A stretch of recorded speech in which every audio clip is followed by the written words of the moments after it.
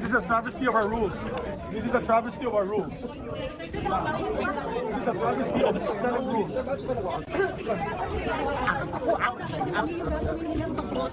Mali ba tayo sa mga rules? Mali ang proseso. Wala pang debate sa substance. Bakit sa tingin niyo hindi sumunod sa proseso? Gusto na lang mangyari ngayon. Eh hindi na tayo umabot sa pag-discuss, debate sa substantive kasi hindi nila sinusunod yung sariling rules. Teleconference, ginagawa lang kung may pandemya. Wala namang pandemya ngayon.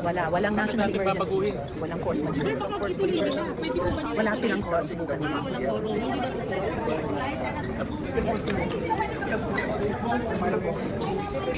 Pero ayaw nyo naman akong pakinggan. Napakasimple po ng distinction na binibigay ko.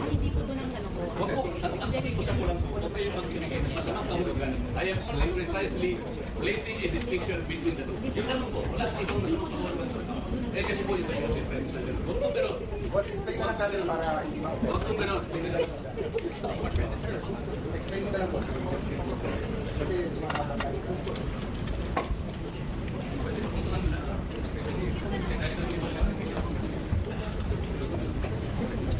Session is resumed.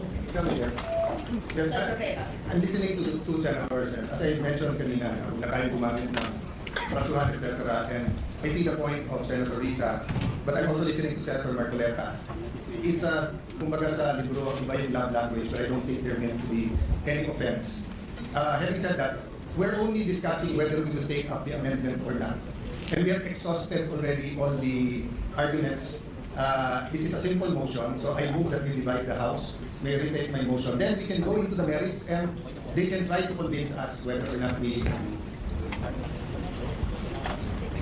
So the motion is to take up the amendment to our rules as proposed by Senator Marcoleta. The objection is that it is not in order because we did not follow our own rules.